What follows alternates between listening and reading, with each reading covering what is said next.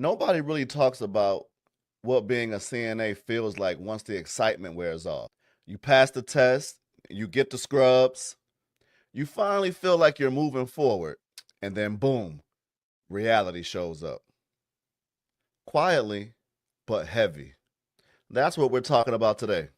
Welcome to Behind the Scrubs.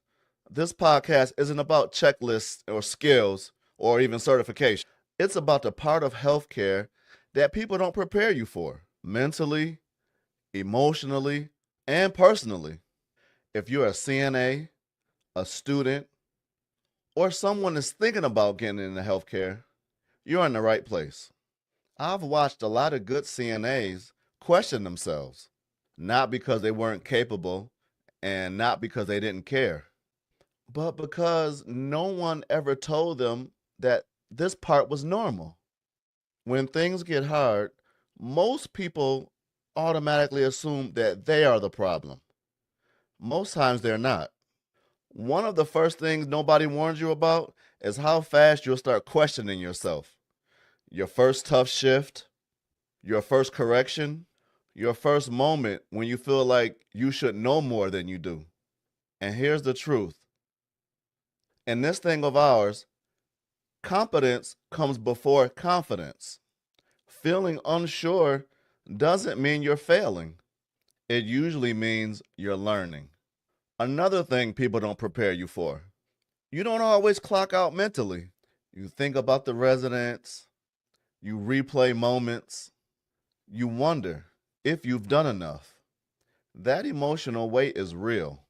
Carrying it doesn't mean you're weak, it simply means that you care.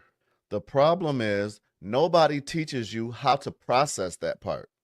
Growth in this field can feel lonely before it feels empowering. You start caring more. You start noticing more. You start wanting more for yourself.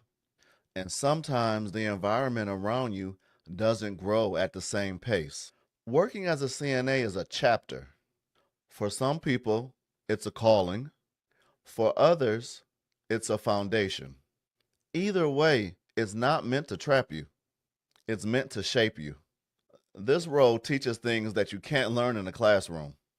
I'm talking about emotional awareness, professional humility, how to remain patient and calm under pressure, the ability to show up when things are uncomfortable.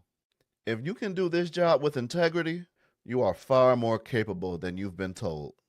Behind the scrubs isn't weakness, it's where the real work happens.